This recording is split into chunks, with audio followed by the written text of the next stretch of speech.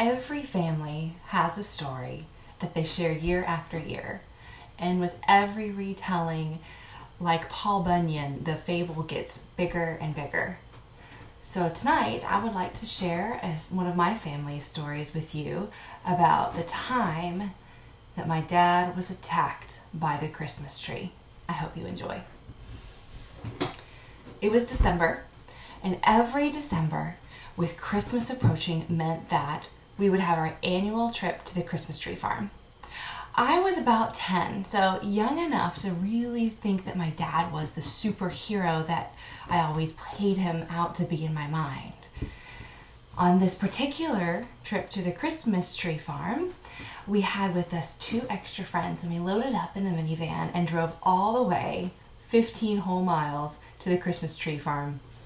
Now in Texas, Christmas is sometimes cold and sometimes hot and sometimes somewhere in between, but this was one of those hot years where we were all loaded up in the family van with shorts and flip-flops and t-shirts.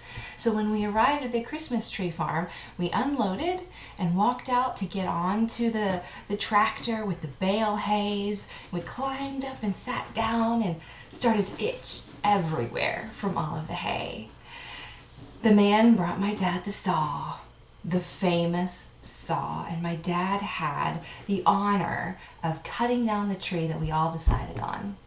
So the tractor started with a vroom, vroom, vroom, vroom, vroom, vroom, vroom, vroom. We all started bouncing along, itching and bouncing and singing jingle bells and drinking hot cider when it was 80 degrees, and it was amazing.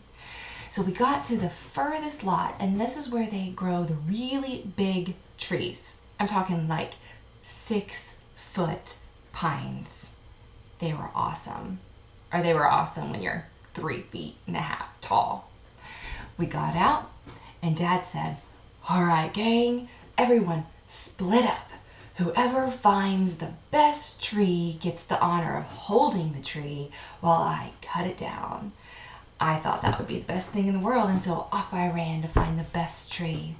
My dad taught us from an early age that the secret to a perfect tree was that it wasn't too tall, it wasn't too short, that it was right there in the middle. You also want a tree that's not too fat. You don't want a skinny tree. You want a tree that's just right.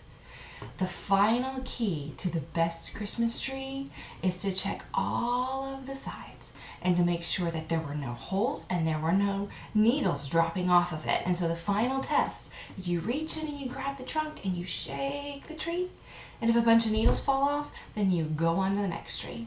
So I walked around and around and I tried a dozen trees until I finally found the perfect tree. And I called Dad, "Dad!"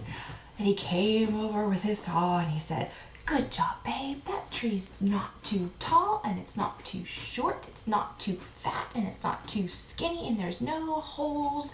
And when we shake it, the needles stay on. It's just right." So everyone came over, my family and our 2 friends. And my dad got on the ground and he said, "Hand me the saw, babe."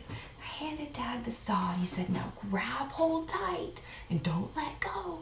So I held on to the trunk and Dad got down and he was saw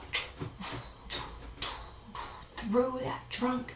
"Just a little farther, babe, just a little farther. Don't let go.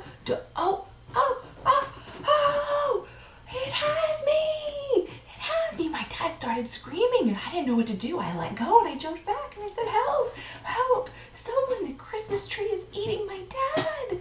And he said, "Oh, it's got me." And the tree was shaking and my dad was yelling and we were screaming. And in the middle of this, we heard this big belly laughter from below the tree. And we all stopped and looked. My dad popped out and he was laughing so hard. He said, "I gotcha, I gotcha." And from then on, that Christmas became the Christmas where Dad was attacked by the Christmas tree.